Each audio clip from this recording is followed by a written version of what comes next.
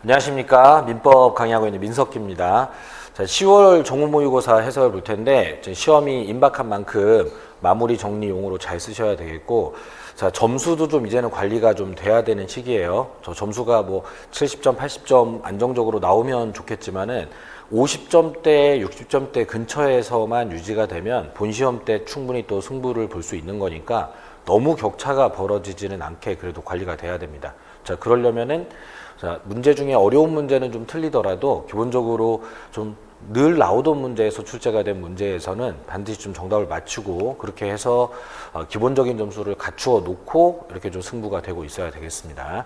자, 본 시험에 가서도 분명히 쉬운 문제들은 있어요. 그렇기 때문에 쉬운 문제들 위주로 잘 해결하고, 그리고 어려운 문제들은 제거할 수 있는 만큼 제거하고 조금 높은 확률로 찍을 수 있게 해주시면은 객관식 시험의 특성상 분명히 어느 정도 확률 반영은 되기 때문에 그 부분을 모아서 한 65점에서 70점으로 시험이 마무리가 되면 제일 좋은 현상입니다. 자, 그렇게 보고 문제 보도록 할게요. 네, 41번입니다. 법률행위 효력에 관한 설명으로 틀린 것은 이라는 문제가 되겠고요.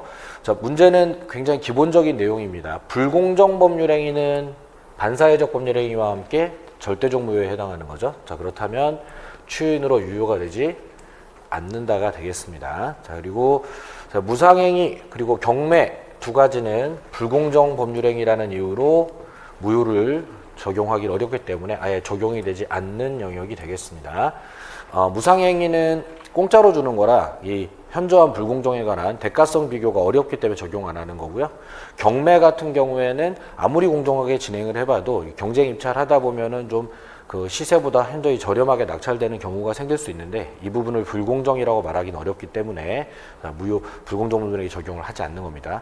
그 외에 다른 영역들은 불공정 법률행위 조문 다 적용되는 거니까 적용되는 거 안 되는 거 구별해서 외우시는 게 아니라 자, 무상행위, 경매 두 개 말고는 다 적용된다. 그럼 적용 안 되는 두 개를 확실하게 외워주시면 되겠습니다. 자, 그리고 3번에 자, 명의신탁 약정이 무효가 될 수 있겠죠. 실명법상 기본적으로 명의신탁 무효니까. 자, 그런데 이 명의신탁 약정은 무효기는 하지만 반사회적 행위라고 대법원이 말을 한 적은 없어요. 그래서 반사회적 행위가 아니라면 불법 원인 급여물이라는 말도 나올 수가 없겠다라는 지문입니다. 자, 불법 원인 급여물이라고 하는 건 반사회적 행위를 통해서 상대방에게 이행된 물건을 불법 원인 급여물이라고 해요. 그러면 불법 원인 급여물에 해당한다는 말은 반사회적 행위에 해당한다는 말이에요. 명의신탁이 반사회적 행위면 이 명의신탁 약정에 따라 맡겨진 물건이 불법 원인 급여물일 텐데 이 반사회적 행위가 아닌 거기 때문에 불법 원인 급여물도 아니다. 이렇게 되겠습니다. 자, 그러면 정답 3번으로 골라주시고 그 첫 번째 문제에서 이렇게 명확하게 정답이 좀 나올 수 있는 상황이 벌어지면 4번, 5번은 좀 읽지 않고 패스하는 연습도 지금은 되어 있어야 되겠습니다. 확인 정도만 해보면 자, 동기가 반사회적일 때에는 표시되거나 알려져 있었을 때 무효가 될 수 있다. 자, 그리고 성공보수 약정 같은 경우에는 형사사건에서는 반사회적 법률행위에 해당이 될 거다. 이 정도 체크해 주시면 되겠죠. 정답은 3번이었습니다. 자, 42번 통정의 표시를 기초로 새로운 법률상 이해관계를 맺은 제3자에 해당하지 않는 자를 고르라고 했는데 우리 시험에 제3자를 찾는 문제는 허위 표시의 제3자와 해제의 제3자 두 가지 제3자에 관한 질문이 있습니다. 그 중에 통정의 표시의 제3자 같은 경우에는 허위 표시를 기초로 하여 새로운 이해관계를 맺은 사람이 꼭 등기를 하지 않아도 다 제3자가 될 수 있다고 보고 있습니다. 자, 그러다 보니까 이 제3자에 해당되는 폭이 조금 해제보다는 넓어요. 그래서 해제의 제3자랑 헷갈려가지고 실수하지 않도록 잘 관리를 해 주셔야 되겠고, 가장 문제가 되는 게 이 채권을 양도받은 자 같은 경우에는 해제의 제3자였다면 빠져야 될 사람인데 허위 표시의 제3자에서는 포함이 되기 때문에 5번으로 가는 실수를 하지 말아야 되겠습니다. 자, 파상관제인이라든가 보증채무를 이행한 보증인이라든가 또는 가장 저당권 실행했다는 경락인 같은 경우에는 제3자 판단이 좀 용이하기는 합니다. 자, 파상관제인이나 보증인은 좀 외워서 풀어야 되기는 하는데 좀 특이하니까 외우기가 편리하긴 할 거예요. 다만 지금 현재 정답 지문이 계약상 지위를 인수한 자라고 해가지고 계약 인수를 하게 되면 적어도 해당 계약에 대해서만큼은 모든 당사자의 지위를 인수하게 되기 때문에 당사자의 자격을 갖게 되고 제3자라고 하기는 어려워지는 부분이에요.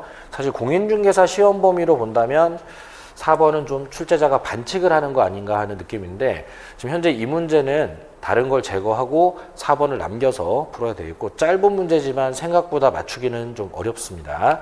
자, 지금 2번이나 1번도 사실은 시험 범위를 살짝은 초과하는 부분들이 있기 때문에 자, 이 부분들을 좀 외워주지 않으면 판단에 좀 어려움이 있긴 하겠습니다. 그래서 자, 수험생들 입장에서는 틀리는 거는 괜찮다.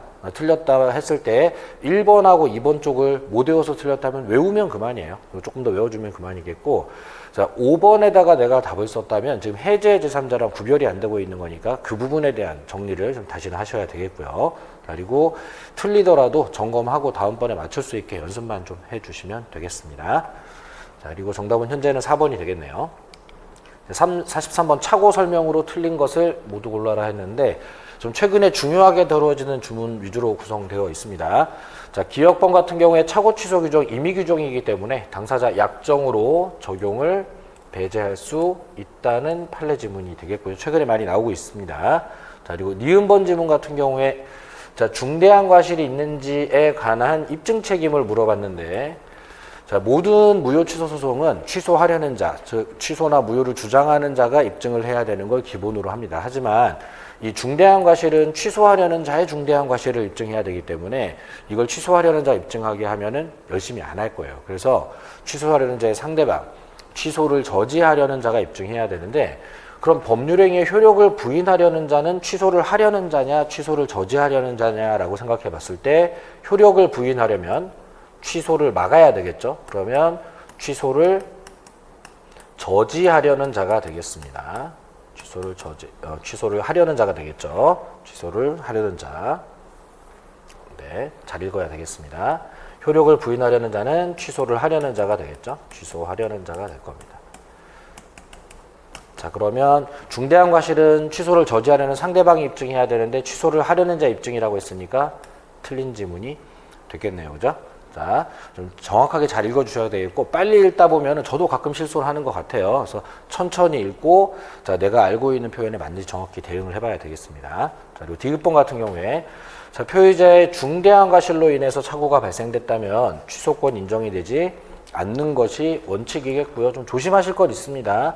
자, 최근에 지금 2014년 이후로 판례가 나오면서 중대한 과실로 인한 것이더라도 상대방이 그 중과실을 알고 이용했다면 취소가 가능하다는 판례가 사실 최근에는 좀 더 많이 나오는 것 같아요. 그런데 어쨌건 차고 취소 조문은 중과실이면 취소가 안 되는 걸 원칙으로 조문이 하고 있기 때문에 그 알고 이용의 경우에 취소가 가능하다는 판례가 극히 이례적인 좀 판례예요.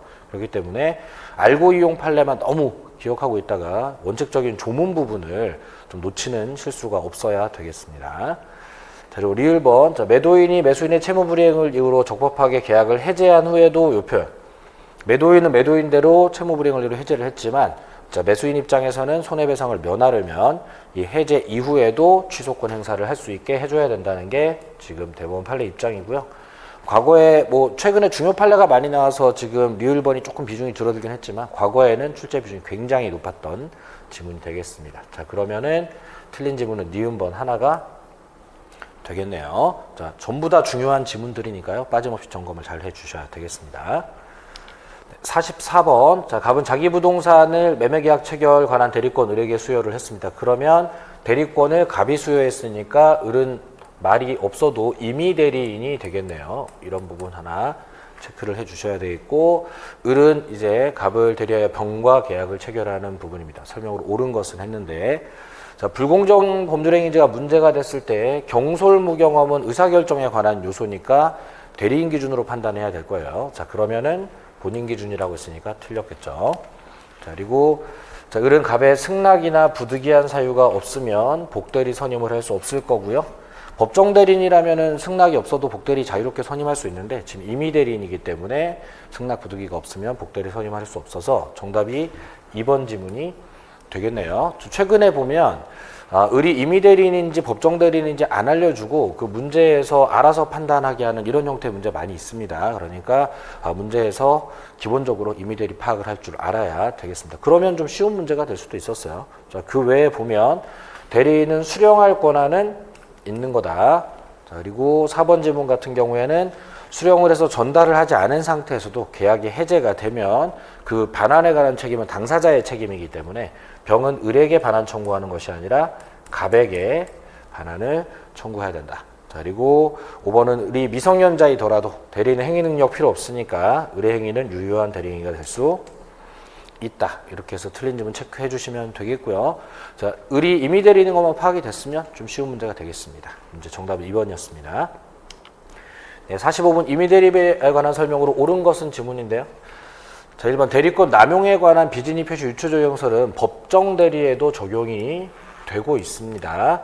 자, 이 대리권 남용 이론이 지금 올해 36회 공인중개사 시험에서는 저는 좀 중요한 요소라고 생각을 하는데, 자, 이 이론은 원래 상법에서 대표권 남용을 통제하기 위해서 만들었다가 민법의 대리로 좀 넘어오면서 적용된 이론이에요. 근데 넘어왔을 때 초창기에는 임의 대리에만 적용되었었고 뭐 법정 대리에 적용이 안 된다고 한 적은 없습니다만 적용례가 잘 없었습니다. 그러다가 2012년 정도부터 법정 대리, 그러니까 부모가 자식의 대리를 할 때에 자식에겐 피해가 가고 상대방에게 이익이 되는 대리 행위를 하는 뭐 이런 경우들이 생겨나면서 법정 대리의 경우에도 그 대리권 남용을 상대방이 알았거나 알 수 있었을 때는 무효로 한다는 이론을 적용하고 있습니다. 그래서 이런 지문을 임의 대리, 법정 대리에 적용이 되느냐 출제한 시험도 나왔고요. 그리고 최근에 판례가 나오기를, 자, 대리권 남용은 유권 대리니까 원칙적으로 유효, 상대방이 알거나 알 수 있었을 때 무효로 하겠다는 게 비진의 표시 유추 적용설인데,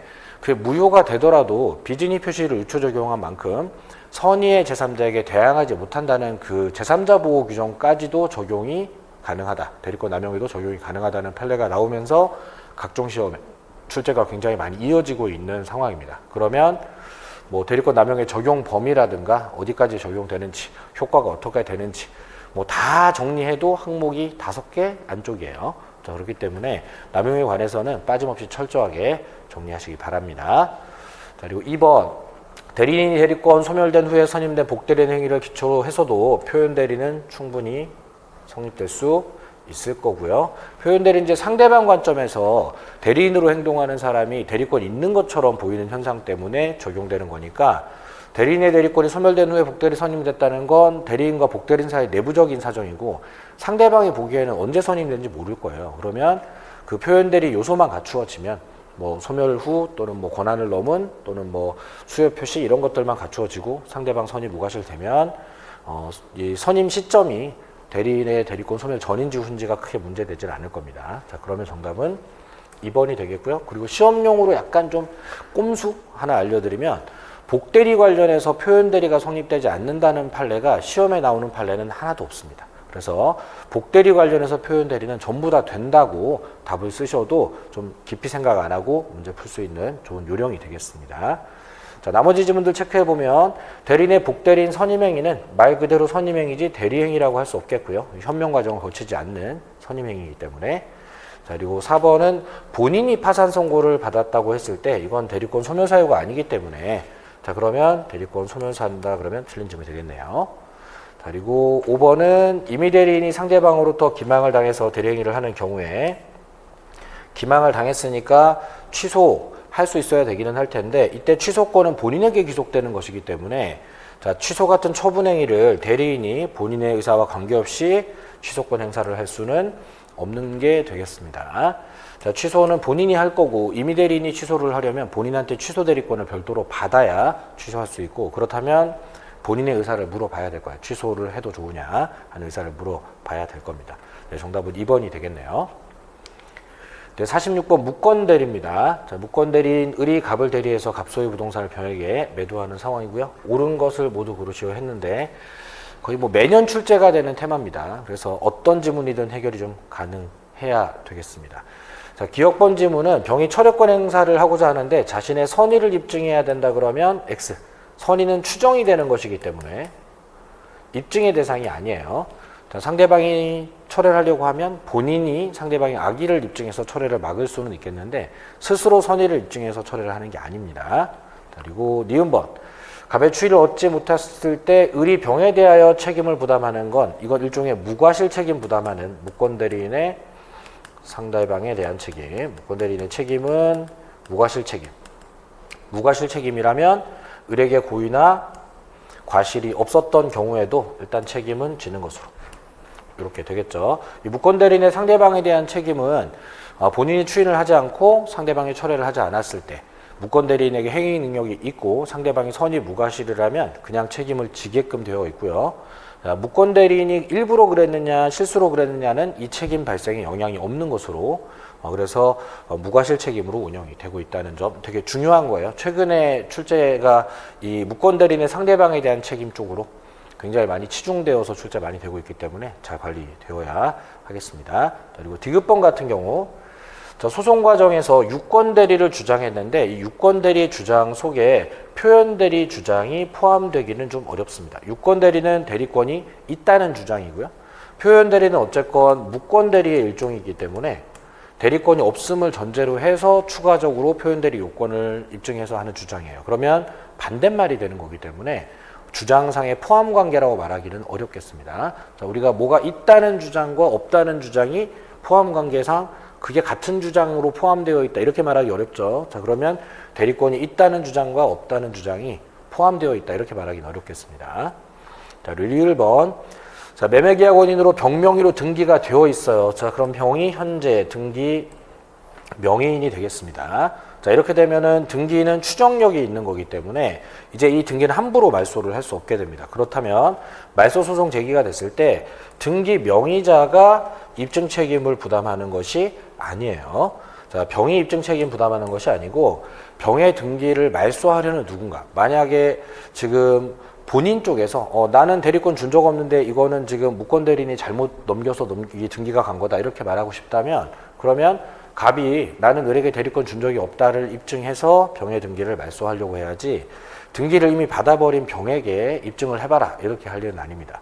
사실 무권대리 문제라기보다는 등기의 추정력 문제에 가까워요. 그래서 이 등기가 이미 되었다면 등기소에서 대리권도 다 확인했을 거다. 자, 그러면은 이건 대리권이 있는 걸로 일단 추정이 되고 있기 때문에 명의자가 입증하는 게 아니라 지우려는, 말소하려는 자가 입증을 해야 되는 상황이 되어 있는 겁니다. 자, 그러면 옳은 것은 니은번, 자, 그리고 디귿번 두 개가 옳은 지문이 되겠네요. 정답은 2번이 되겠습니다. 저 최근에 보면 이렇게 추정력 지문을 무권대리에 붙여놓는다든가 하는 약간 복합형 문제들이 좀 나와서 난이도가 조금 올라가는 경향이 있는데 내용적으로는 침착하게 보시면 여러분들이 아실 만한 내용이에요. 그렇기 때문에 자, 이렇게 판단이 잘 안 될 때는 일단 보류해 놓고 좀 다른 거 풀고 오다가 머리 좀 식히고 나면 조금 더 잘 보일 수 있습니다. 그래서 판눈에 안 보이면 좀 운영을 통해서 다른 거 풀고 와서 이렇게 해결하고 해주시면 되겠습니다. 자, 지금 47번, 48번 뒤에 좀 편안한 문제들이 많아요. 조건기한에 관한 설명으로 옳은 것은 했을 때 기성조건이 정지조건일 때는 무효가 아니라 조건 없는 법률행위죠. 불능조건이 해제조건일 때에도 무효가 아니라 조건 없는 법률행위입니다. 자, 뭐 이 부분에 관한 판단은 담당 교수님들마다 암기하는 방법들을 다양하게 알려주셨을 텐데 출제 수가 워낙 많은 지문들이기 때문에 X 판단 빠르게 할 수 있는 준비가 지금 되어 있어야 합니다. 그리고 3번도 조건을 붙일 수 없는 법률행위에 조건을 붙였다면 이걸 일종의 판례는 불법 조건으로 보고 있습니다. 그러면 조건만 무효라고 할 것이 아니라 법률행위 전부를 무효라고 해야 되겠고요. 4번에 조건의 성부가 미정한 권리도 처분 상속 보존 담보할 수 있다. 효력은 미정이지만 어느 정도는 좀 성립이 되어 있는 법률 관계이기 때문에 자, 효력만 미정이고 성립은 되어 있으니까 처분이 가능하다. 이렇게 읽어주시면 되겠고요. 5번은 기한의 이익은 채 무자를 위한 것으로 추정한다고 해주셔야 되겠죠. 자, X지문들이 워낙 편안하고 그리고 정답 지문 4번 지문도 출제 수가 꽤 많았던 지문이라서 뭐 읽어보는 시간 포함해도 한 30초 내외에 판단이 가능하게 운영이 돼야 되겠습니다. 자, 그리고 48번도 자, 추인으로 소급적으로 유효가 될 수 있는 법률행위를 찾으라고 했는데 무권대리는 추인하면 소급표가 있죠. 무권리자 처분행위도 글자도 좀 비슷한데 추인하면 소급표가 있다는 게 판례입니다. 자, 반사회적 법률행위는 추인이 아예 안 되는 법률행위고요. 통정의 표시는 추인을 하더라도 무효행위 추인은 소급표가 없기 때문에 소급표 문제로 인해서 탈락이 되겠습니다. 자, 그러면 기억 디귿 정답 3번이 되겠고요. 좀 까다로운 문제들이 일부 있어도 뒤쪽에 이렇게 편안한 문제들이 있기 때문에 이런 문제들을 편안하게 좀 해결하고 와서 앞쪽에 가서 좀 놓쳤던 문제를 다시 보시는 뭐 이런 방법 선택하셔도 좋겠습니다. 자, 49번 취소권 행사할 수 있는 자가 아닌 사람 고르라고 했는데 취소권자 암기 점검 한번 해볼까요? 자, 취소권자는 제한 능력자, 착오한 자, 사기 강박에 의해서 의사표시를 한 자, 기본 3명에다가 그 취소권자들의 대리인, 승계인이 취소권자가 되겠습니다. 자, 그러면 취소권 행사할 수 있는 자가 아닌 사람은 상대방을 기망한 자 정도가 되겠죠. 자, 사기 강박을 당한 사람이 취소권자지 사기 강박을 한 사람에게 취소권을 주지는 않아요. 그래서 정답 5번으로 빠르게 찾을 수 있는 상황이고요. 자, 1번은 착오, 2번은 강박, 3번은 제한 능력, 4번은 취소권자의 승계인이 됐습니다. 자, 그러면 뭐 키워드 찾아서 판단하기도 편안하고요. 시간도 많이 걸릴 문제는 아니겠습니다. 50번. 네, 이 문제는 여러분들이 풀기에는 다소 어려움은 있습니다. 그래서 좀 틀릴 걸 가정하고 버리는 문제로 제시를 좀 해드렸고, 해당 문제는 이제 간평 문제의 베이스를 두고 출제한 문제인데, 뭐 근본적인 결과상으로는 현명을 안 했기 때문에 표현대리 성립이 좀 어렵다는 출제인데, 자, 현명을 안 하면 표현대리가 안 된다. 이렇게 출제했다면 그래도 내가 풀 수 있었겠지만, 이렇게 사례형으로 출제를 아주 복잡단단하게 해놓으면 판단이 굉장히 어렵습니다. 그래서 너무 낯선 지문이다. 자, 그러면 좀 패스, 아예 풀지 않고 버리는 쪽이 좋았겠습니다. 자, 51번 물권 변동 설명으로 틀린 것은 했는데 이런 문제는 편안하죠. 자, 상속.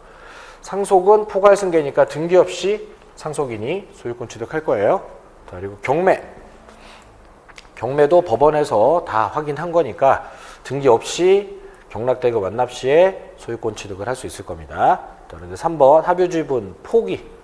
포기는 의사표시를 통해서 하는 법률행위이기 때문에 등기를 해야 될 텐데 등기를 안 하더라도 포기 효력이 생긴다 했으니까 3번이 틀렸겠죠.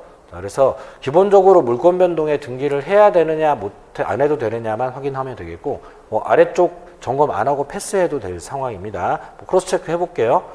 자, 분할 판결은 형성 판결이니까 등기 안 해도 되겠고요. 자, 그리고 자, 법정지상권을 경매로 성립했을 때는 등기를 안 해도 될 텐데 양도를 하려면 등기가 필요할 거예요. 자, 성립까지는 법정지상권이니까 등기 안 해도 최초 취득자는 취득하겠지만 누군가에게 양도하려면 또 양도가 법률행위가 되기 때문에 이 양도 부분 때문에 등기가 필요해진 부분이다. 그래서 괜히 5번까지 읽으면 좀 마음이 흔들릴 수는 있겠어요. 그래서 3번에 빨리 결정하는 게 더 좋았겠다는 생각입니다. 52번. 자, 갑을병 순차 매도하고 중간생략 등기 합의를 한 상태의 지문이 되겠습니다.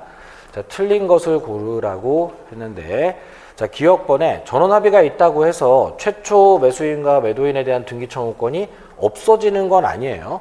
자, 중간생략 등기 전원합의를 통해서 갑에서 병으로 등기를 바로 이렇게 넘길 수 있게 직접 청구가 가능해지긴 했겠지만 중간 등기 청구권 행사를 해서 차례차례 넘어가는 게 국가에서는 더 희망하는 사항이에요. 그러니까 전원합의를 통해서 의뢰 등기 청구권이 사라진다는 건 잘못된 얘기입니다. 자, 그리고 니은번. 자, 문장이 길기는 한데 우리가 알아야 될 문장은 이거 하나예요. 뭐 전원합의 했고 한데 매매대금 인상도 했고요. 그런데 어쨌건 매매대금이 입금이 되지 않았다는 이유로 이렇게 나왔어요. 그러면 누구나 자기가 받아야 될 매매대금을 입금받지 못하면 등기 이전을 거절하게 될 겁니다. 자, 뭐 을에게 주던 병에게 주던 누구에게 주던 자기가 받을 걸 받으면 받고 줘야 되는데 근데 매매대금을 못 받았기 때문에 등기를 거절해도 된다는 판례가 되는 거니까 이 부분만 캐치가 잘 되면 되겠죠. 매매대금이 미지급되면 등기는 이전을 거절하면 된다. 자, 그리고 디귿번은 토지거래 허가구역이네요. 자, 토지거래 허가구역에서는 전원합의를 하더라도 중간생략 등기를 할 수가 없습니다. 혹시 하더라도 무효가 되고요. 자, 그렇다면은 병이 갑에게 직접 허가신청 협력 절차를 청구할 수는 없는 게 되겠습니다.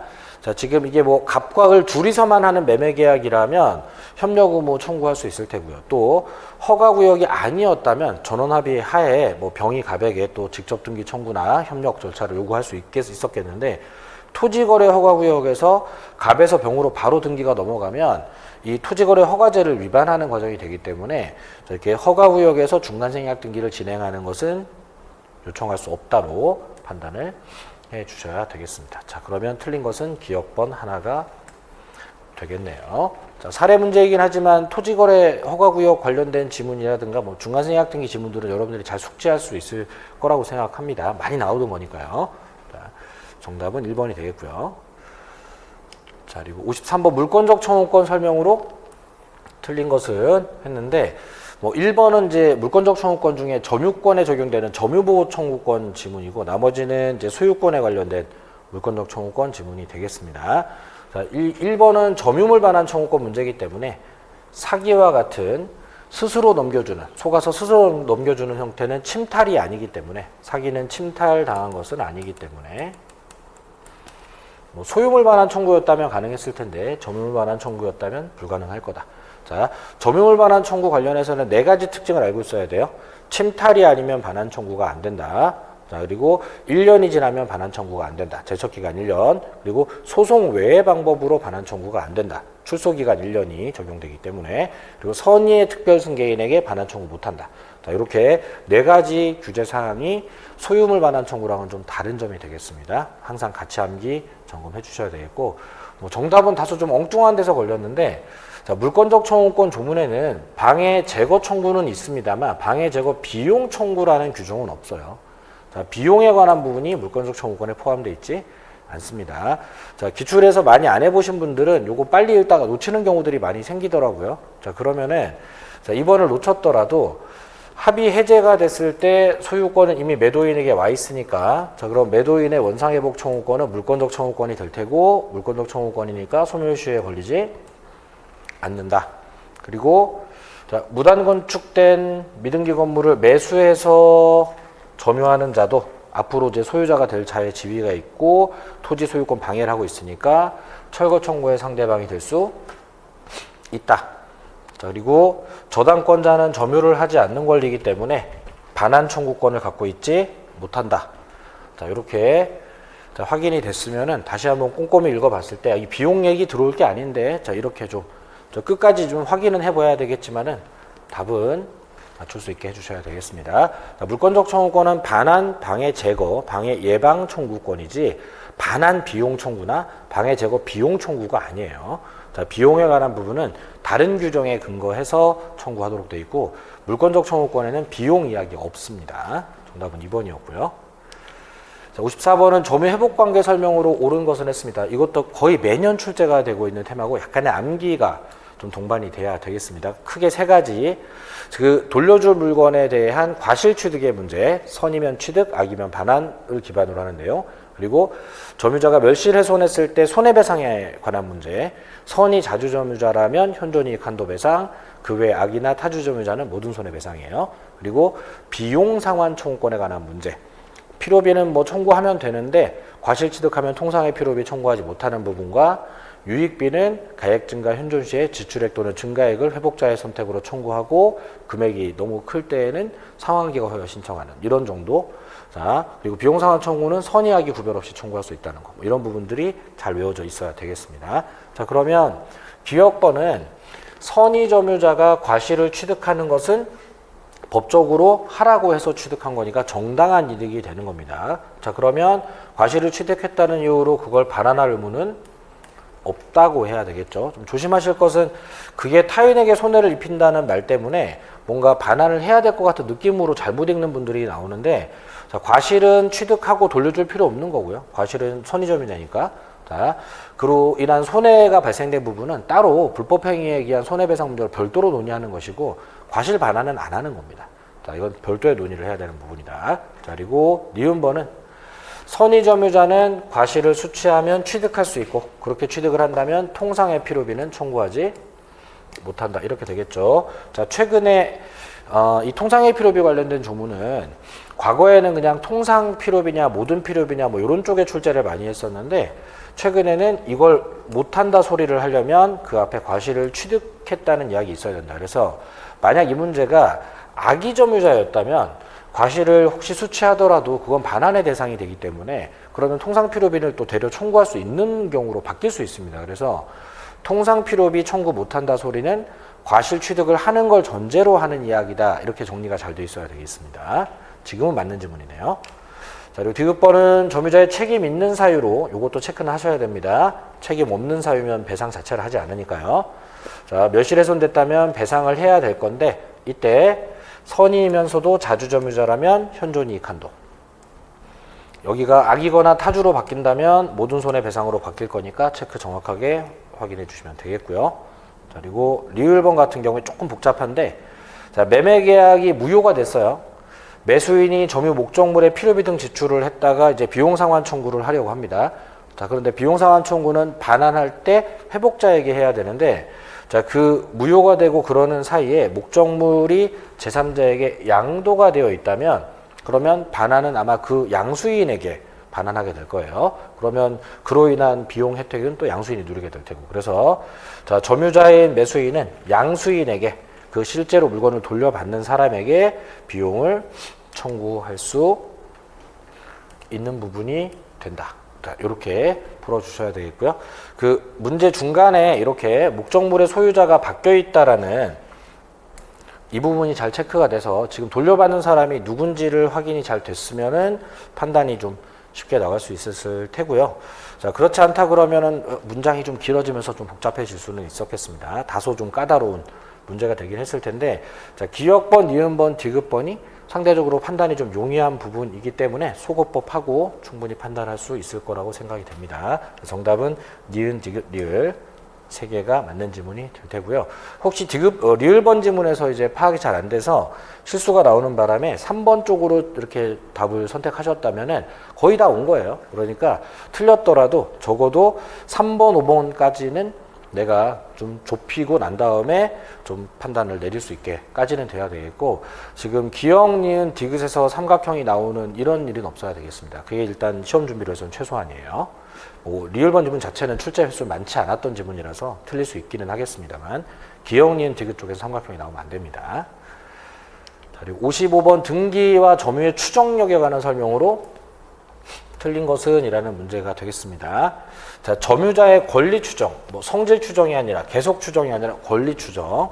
자, 그것도 등기 명의인이 아니라 점유자의 권리 추정입니다. 자, 이 부분은 부동산 물권 변동에는 적용이 되지 않습니다. 부동산 물권 변동에는 권리가 궁금하면 등기부를 보고 추정을 하지 점유를 보고 추정하지 않고, 동사는 등기부가 없기 때문에 어쩔 수 없이 점유자가 적법한 권리자일 거다 이렇게 추정하고 있는 겁니다.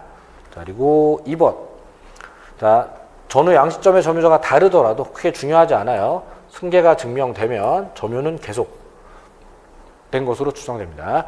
현재 이 점유의 계속 추정과 관련해서는 계속이 추정되지 않는다 또는 끊어진 걸로 추정된다 이런 판례가 하나도 없어요. 그러니까 대충 읽고 점유는 계속으로 추정된다 이렇게 하셔도 괜찮습니다.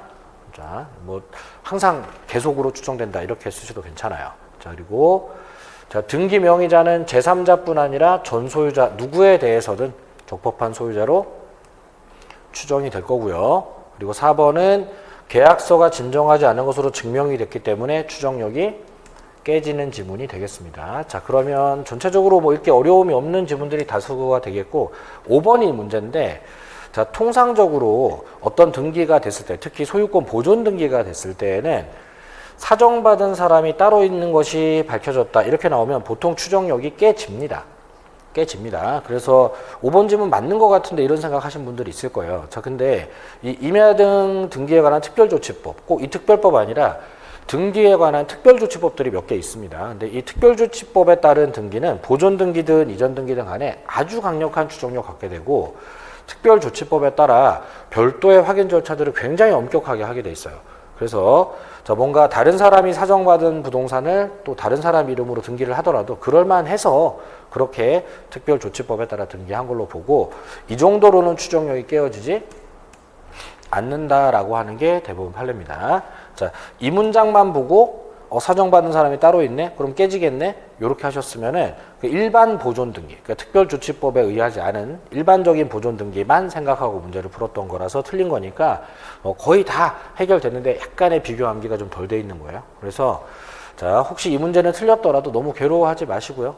요런 특별조치법에 따른 등기는 추정력이 매우 강력해서 서류 위조 정도가 밝혀지지 않는 이상 웬만하면 깨지지 않는 등기라는 거 이번 기회에 좀 정리를 해놓고 가면 되겠습니다.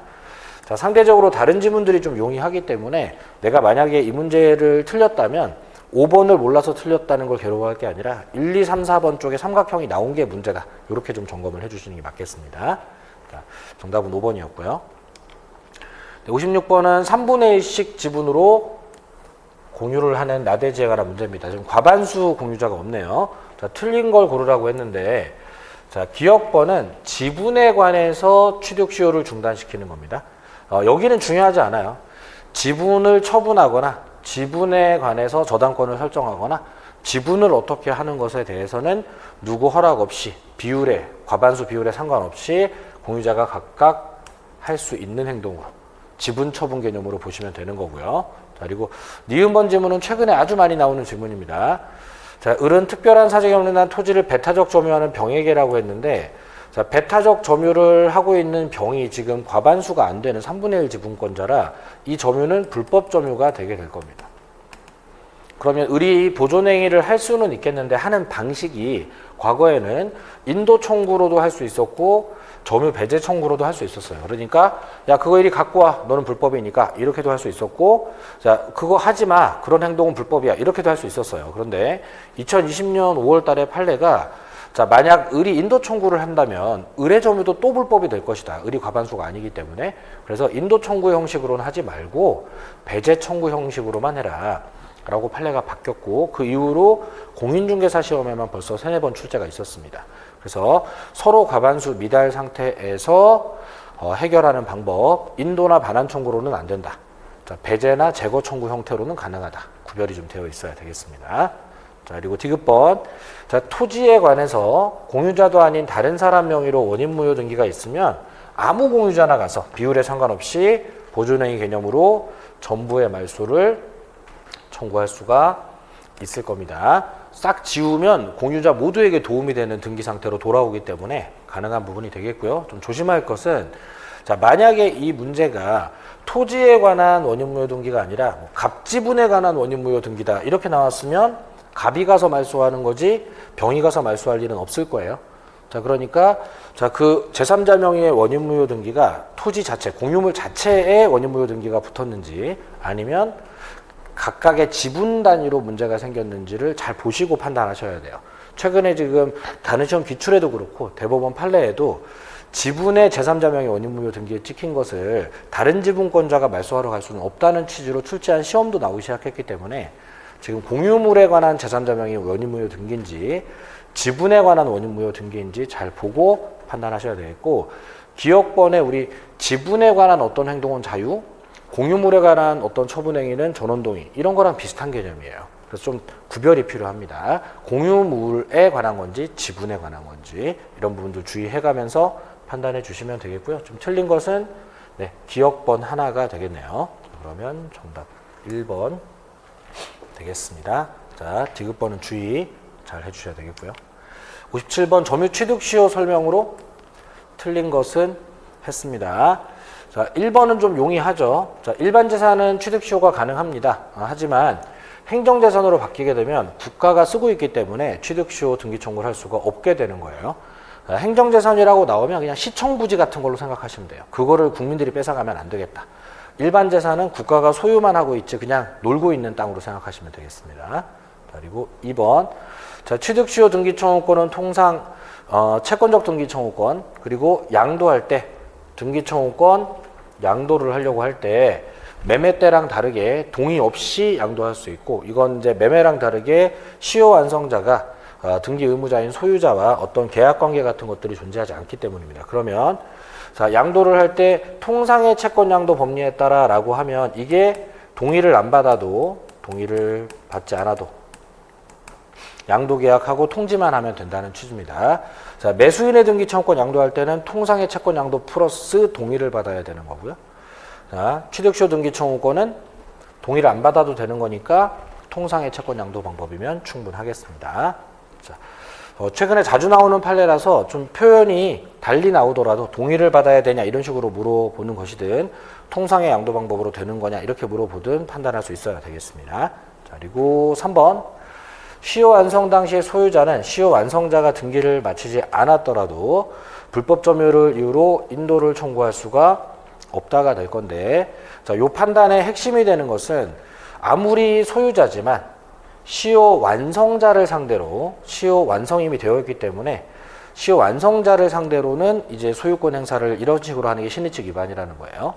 자, 보통 소유자는 불법 점유자들에게 반환 청구, 뭐 또는 손해배상 청구, 뭐 재거 청구 등등 다양하게 행동할 수 있는데, 근데 시효가 이미 완성되어 버리면 앞으로는 이 시효 완성자가 소유자가 될 거기 때문에 이 사람이 하는 점유를 이제 불법이라고 말하기 힘들어져요.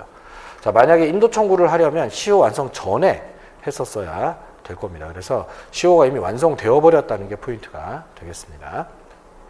자, 문제 4번 취득 시효 완성 후 명의신탁 해지 원인으로 수탁자에서 신탁자로 소유권 이전 등기가 됐어요.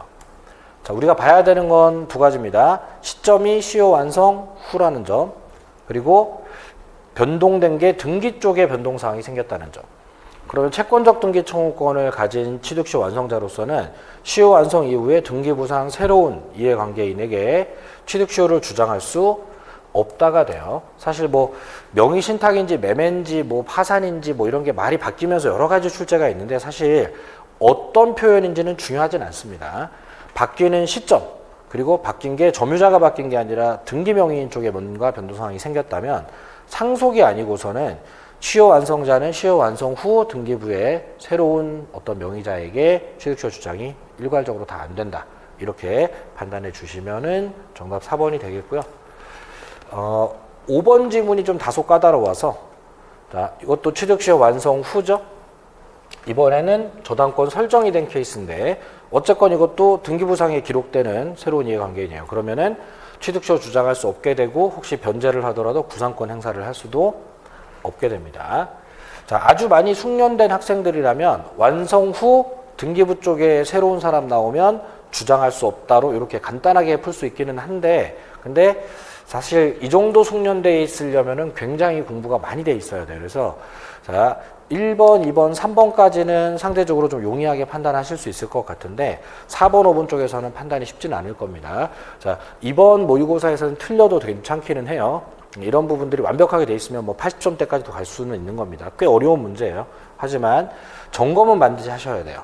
지금 내가 이런 4번이나 5번을 판단할 때 시점을 보고 있었느냐, 그리고 지금 명의신탁이나 이런 설정이나 이런 표현에 좀 집착되어 있는 게 아니라 소유자가 변경된 등기부상 갑구란에 소유권 이전 등기가 바뀌어 있거나 또는 뭐 을구란에 저당권 설정 등기가 들어온 게 자, 완성 후 시점이기 때문에 그럼 채권적 등기 청구권인 취득시효 완성자로서는 주장할 수 있는 게 없어지겠다라는 판단을 하고는 있는가, 자, 이 판단 기준을 적용하고 있는가 하는 부분은 점검은 좀 해주셔야 되겠습니다. 자, 정답은 4번이었고요.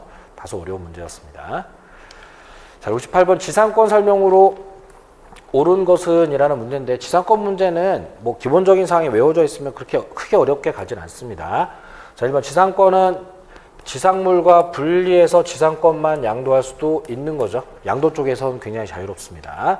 자, 그리고 2번 채권담보 목적의 저당권과 함께 설정된 지상권, 담보지상권이라고 요즘 부르고 있고요. 이 담보지상권 관련된 판례는 한 3개 정도 있습니다. 자, 담보지상권 설정되어 있었을 때 저당권 비슷한 기능하기 때문에 채권이 소멸되면 담보지상권도 저당권과 함께 소멸된다. 이게 가장 많이 나온 판례가 되겠고요. 그리고 자, 누군가가 불법 사용하는 사람들이 이렇게 나오더라도 담보지상권자는 사용에는 크게 관심은 없기 때문에 자, 이 손해배상 청구를 담보지상권자가 할 수는 없다라는 지문이에요. 또 하나는 아직 안 나온 지문인데 담보지상권이 설정돼 있더라도 담보지상권자는 사용에 관심이 없기 때문에 토지 소유자인 지상권 설정자가 토지를 계속해서 사용할 수 있다라는 부분도 있습니다. 자, 이렇게 담보지상권 관련된 판례가 이렇게 양이 많지 않기 때문에 자, 좀 미리 정리해가지고 시험장에서 빠르게 대응할 수 있도록 해주시면 되겠고요. 옳은 거 고르시오 문제이기 때문에 바로 2번으로 답 이렇게 하셔도 되기는 하지만 좀 크로스 체크 하시는 필요성도 있어요. 자, 지료에 관한 약정이 없으면 유상이 아니죠. 지상권 지료가 필수가 아니니까 무상으로 원칙으로 봅니다. 그리고 지료 체납 중에 소유권이 양도됐다면 옛날 주인한테 연체한 것과 지금 현재 주인한테 연체한 것을 분리해서 평가해야 되고, 양도 전후 통산 2년 연체로는 소멸 청구가 안 되고, 양수인에 대한 연체 기간이 온전히 동일인에게 2년 연체가 돼야 합니다. 자, 그리고 분묘기지권 시효 취득했을 때 과거에는 지료지급 의무가 아예 없다고 했다가 지금 지료지급 의무가 생겼고, 정확한 시점은 분묘기지권 성립한 때가 아니라 지료를 청구한 때. 자, 주의할 것은 시효 취득했을 때는 청구한 날부터, 지료를 청구한 날, 지료 청구한 날부터 지료지급 의무 생길 거고요. 시효 취득 이외의 경우에는 분묘기지권 성립한 날부터 지료지급 의무가 생기는 판례들도 있습니다. 자, 그러면 따로따로 외우는 느낌보다는 시효 취득은 청구한 날부터, 그 외에는 다 성립일부터, 이렇게. 보통 이제 남의 재산을 사용하게 되면 돈을 내야 되는 게 기본이기 때문에 어쩌면 시효취득 판례가 좀 예외적인 현상이에요. 시효취득이 워낙 오랜 세월 지료 청구를 안 하고 살아왔었기 때문에 그 부분을 청구하더라도 청구한 날부터만 받자, 이렇게 된 거라서 시효취득이 좀 특이한 현상이고, 그 외에는 분묘유지권 성립한 날부터가 맞습니다. 자, 체크포인트 확인이 되는지 점검 정도 해주시면 되겠고요. 정답은 2번 되겠습니다. 난이도는 좀 평이한 수준입니다. 59번 지역권. 자, 지역권 문제가 어렵게 가는 일이 잘 없습니다. 자, 거의 대부분 조문함기로 끝이 나는 부분이고요. 자, 지금 현재 문제 틀린 거 고르라고 했는데, 토지의 일부를 위하여 지역권 설정할 수 있냐고 물어봤을 때 위하여라고 쓰면 이 토지가 요역지가 되는 거예요. 요역지. 요역지는 일부가 될 수 없죠. 자, 등기부에 지번도 기록을 해야 되고, 자, 요역지는 한 필토지 전부라 해야 됩니다. 자, 승역지는 일부라도 괜찮아요. 약간 국어적인 좀 해석을 해야 돼서 요역지인지 승역지인지 좀 읽어줘야 될 지문이겠고요. 자신이 없으면 크로스 체크 해보면 되는데, 공유자 한 명이 취득하면 다른 공유자도 취득한다. 그리고 자, 요역지 소유자도 지역권 행사할 수 있지만 요역지를 사용하는 전세권자도 지역권 행사할 수 있을 거다. 즉 통행지역권 같은 거 설정되면 요역지 소유자만 통로를 이용하는 게 아니라 전세권자도 통로 쓸 수 있겠죠. 자, 그리고 자, 지역권 소멸 시효의 중단 또는 정지는 자, 다른 공유자를 위해서도 효력이 있다. 취득 시효의 중단은 모두에게 하지 않으면 효력이 없는 거고, 소멸 시효의 중단 정지는 다른 사람에도 효력이 있는 거고요. 시효 취득했을 때 앞으로는 무상이 될지 모르지만 일단 이미 사용한 부분에 보상은 하고 앞으로 무상으로 갈 수 있는지는 협의를 좀 해봐야 되겠다. 자, 이런 내용이라서 자, 1번이 잘 안 읽어지면 빨리 2, 3, 4, 5번 체크해 주시면 되는 겁니다. 자, 이렇게 해주시면 되겠고, 정답은 좀 용이하게 1번으로 갈 수 있어야 되겠습니다. 자, 그리고 60번. 갑은 X 건물에 관해서 을과 전세금 1억으로 하는 전세권 설정 계약했고요. 자, 지금 이 문제는 자, 누가 전세권자고 누가 전세권 설정자인지가 파악이 잘 되어 있어야 되겠습니다. 지금 을 명의로 전세권 설정 등기 됐고요. 그러면 갑이 소유자, 을이 전세권자가 되어 있는 이런 상황입니다. 자, 이게 왜 문제가 되는 거냐? 자, 기업권 같은 경우에는 존속기간 시작 전에 설정 등기부터 했다고 하더라도 나중에 기간이 시작되면 쓸 수 있는 거니까 자, 이건 유효로 충분히 추정된다. 이 부분은 갑을에 큰 영향은 없어요. 자, 근데 자, 니은번에 대지도 갑소유일 때 대지 소유권의 특별 승계인이 전세권 설정자에 대해서 지상권을 설정한 것으로 본다. 즉 305조 법정지상권 조문인데 여기를 보고 지상권을 설정한 것으로 본다. 이 표현은 설정을 실제로 해주지 않았지만 강제로 설정된 것 취급을 하겠다라고 하는 법정지상권에서만 나오는 표현이에요. 자, 이 문장 자체는 틀린 부분이 없습니다. 그런데 이 법정지상권은 항상 토지와 건물 소유자가 동일하다 달라질 때 건물 소유자 자리에 있는 사람이 취득을 해야 되는데 현재 지금 이 부분은 토지도 갑소유, 건물도 갑소유 이 상태에서 건물 소유자가 갑이란 말이죠. 그러면 대지소유권의 특별승계인은 을에 대하여가 아니라 갑에 대하여 지상권 설정한 것으로 본다라고 해야 되는데 이 부분 찾기가 굉장히 어려운 게 끝부분에 틀린 말이 없다 보니까 중간에서 여기 사람이 바뀌었다는 거를 사례가 아니면 그래도 좀 해볼 만할 텐데 사례다 보니까 찾기가 어렵습니다. 그래서 자, 누가 소유자고 누가 지상권 전세권자인지 이런 부분들이 정확하게 되어 있어야 풀 수 있는 조금은 함정이 좀 예리하게 들어가 있는 지문이 되겠습니다. 현재는 X지문 되겠네요. 전세권 설정자에 대하여 지상권 설정한 것으로 본다라고 하셔야 됩니다. 자, 그리고 디귿번은 의뢰 채권자가 의뢰 전세권의 저당권을 취득했을 때 그러면 채권자는 여차하면 전세권을 경매할 생각이었을 텐데 전세권이 존속기간 만료로 소멸하게 되면 이제는 경매를 하고 싶어도 전세권 자체에다가 저당권을 실행할 수는 없게 됐고요. 이럴 때는 경매를 해도 사실 뭐 낙찰받을 사람 나오긴 어렵기 때문에 자, 전세권이 사라지고 남아있는 전세금 반환 채권을 압류해서 물상대위하는 방법으로 저당권자들이 보호받아야 될 테고요. 전세권 자체 경매 실행은 어려워졌습니다. 최근에 좀 출제가 쉬는 지문이니까 잘 점검해서 체크해 주셔야 되겠고요. 현재 맞는 지문은 기억번 하나가 되겠습니다. 자, 니은번의 법정지상권 조문이 정확하게 안 읽어졌을 때 3번이랑 선택이 어려워지기 때문에 결코 쉬운 문제라고 할 수는 없습니다. 혹시 3번 썼다가 틀린 분들이라면 사실 뭐 이게 실력에 문제가 있는 건 아니니까 걱정하지 마시고 다만 이제 점검은 반드시 하셔야 돼요. 이런 실수들을 좀 줄일 수 있게끔 점검은 잘 해주셔야 되겠습니다. 자, 정답은 현재로서는 1번이 되겠습니다. 61번 보겠습니다. 자, 저당권의 물상대위에 관한 설명으로 틀린 것은 했는데 물상대위가 올해 출제 가능성이 저는 좀 있다고 생각이 돼요. 출제를 해야 되는데 타이밍을 좀 약간 많이 넘겼습니다. 잘 관리해 주셔야 되겠고 물상대위는 기본적으로 저당권자가 경매에서 우선 변제를 받아야 되는데 경매를 할 수 없는 환경이 됐을 때 그러니까 뭐 건물에 저당권 설정했는데 건물이 멸실되거나 또는 토지에 저당권 설정했는데 토지가 수용되거나 또는 전세권에 저당권 설정해놨는데 전세권이 기간 만료로 소멸되거나 했을 때 경매를 할 수 없기 때문에 그 대신에 그 뭐 담보 목적물이 사라지면서 발생된 그 대체물 보통은 뭐 보험금, 보상금, 전세금 이런 것들을 압류해서 우선 변제 받는 걸 물상대위라고 하죠. 자, 이 물상대위에서 중요한 출제 포인트는 그 돈들이 사라져 버리면 물상대위가 불가능하기 때문에 그 돈이 지급되기 전에 인도되기 전에 압류를 해서 묶어놔야 된다는 거예요. 그리고 그 압류는 묶어놓으려고 하는 것이기 때문에 압류를 저당권자가 스스로 하던 제3자가 압류를 하던 물상대위가 가능하다는 측면입니다. 자, 요 정도 정리만 가지고도 풀 수 있는 거니까 되게 쉬운 테마가 되겠습니다. 자, 보겠습니다. 그러면 1번에 대위할 물건이 제3자에 의해서 압류가 됐어요. 자, 내가 압류하진 않았지만 누가 압류를 했어요. 그럼 묶여 있을 테고 물상대위가 가능하겠습니다. 자, 그리고 2번에 전세권을 목적으로 저당권 이렇게 설정됐을 때에도 혹시 전세권이 기간 만료로 소멸되면 전세금 압류해서 물상대위가 가능한 부분이 생길 수 있을 거고요. 자, 그리고 3번 설정자에게 대여할 물건이 인도된 후에 압류를 했다면 사실 이건 압류해도 별 의미가 없어요. 자, 이미 돈이 지급되고 인도된 후에는 이 돈은 어디로 사라질지 모르는 상태가 됐기 때문에 이렇게는 물상대위를 할 수가 없겠고 인도 전에 압류를 해야 물상대위가 되는 겁니다.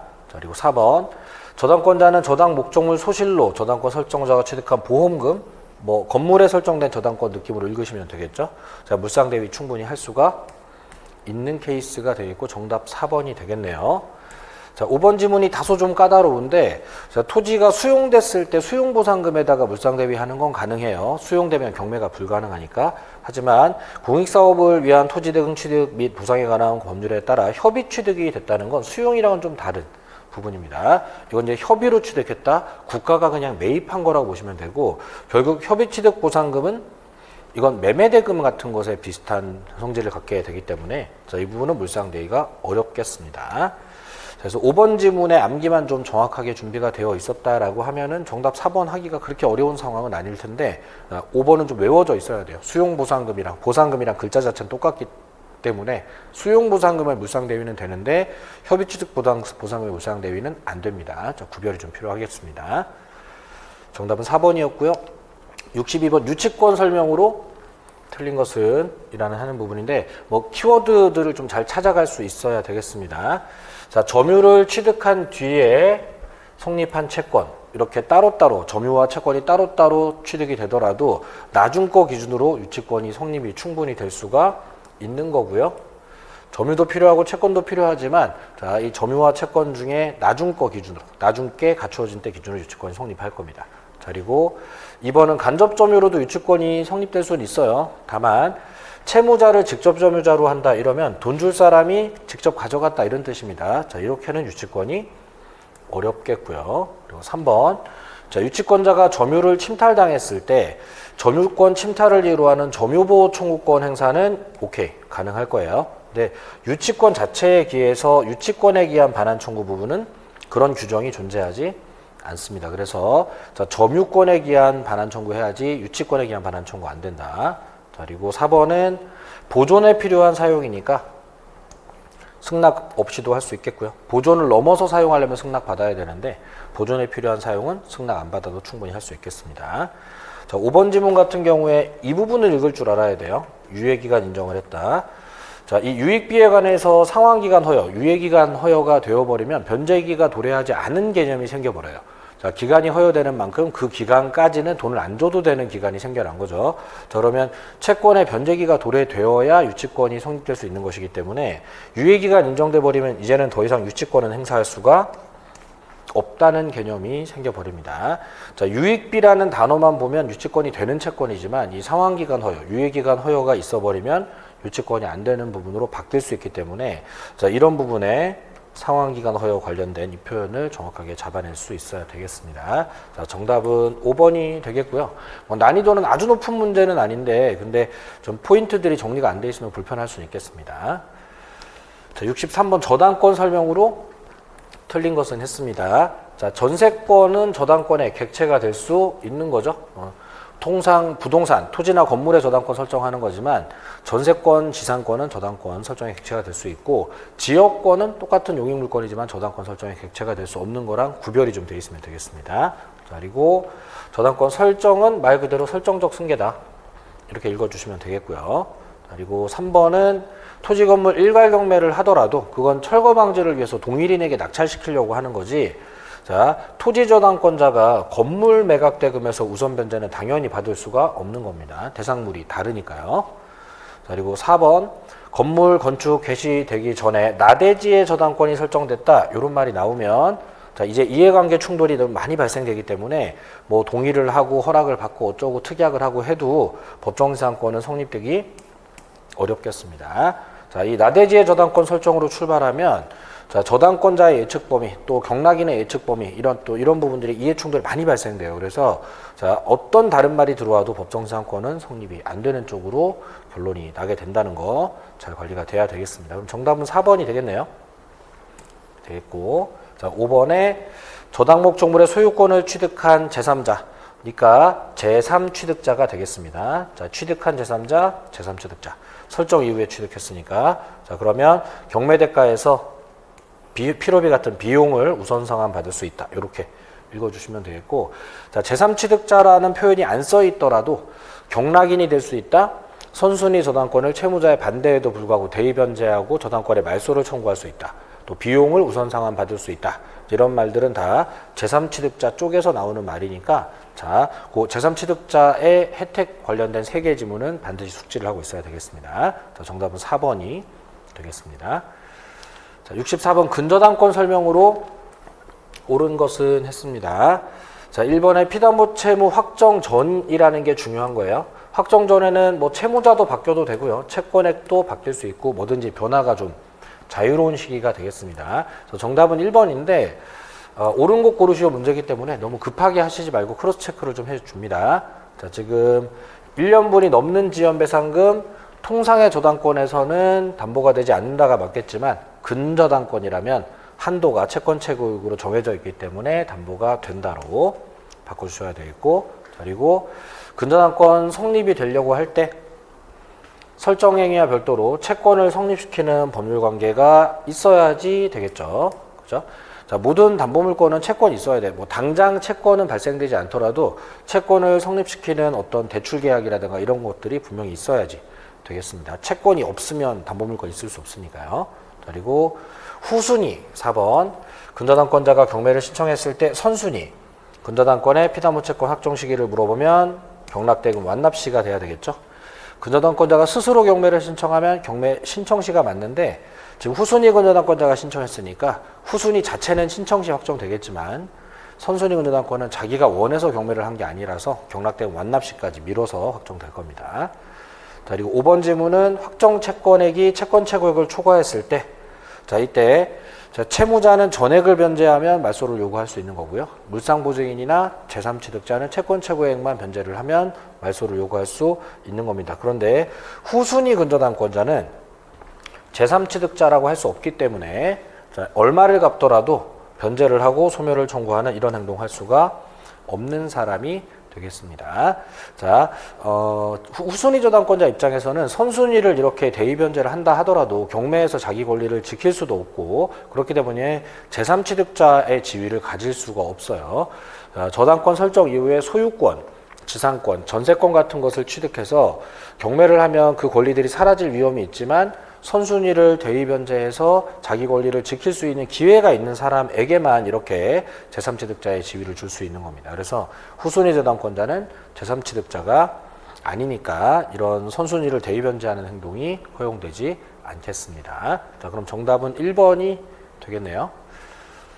65번. 자, 쉬운 문제가 되겠죠. 자, 옳은 것은 했는데 예약은 어떤 물권 변동이 일어나기 전에 나중에 매매나 증여를 하자고 하는 약속이니까 물권 계약이 아니에요. 채권 계약인데 뭐 1번은 딱 한 번에 삼각형 뭐 판단이 안 되면 삼각형 나와도 괜찮아요. 자, 근데 자, 유상 계약은 쌍무 계약이다 이렇게 말하면 현상 광고라는 계약 때문에 틀린 지문이 되겠죠. 자, 포함 관계상 봤을 때 유상 계약이 조금 더 넓은 개념이고요.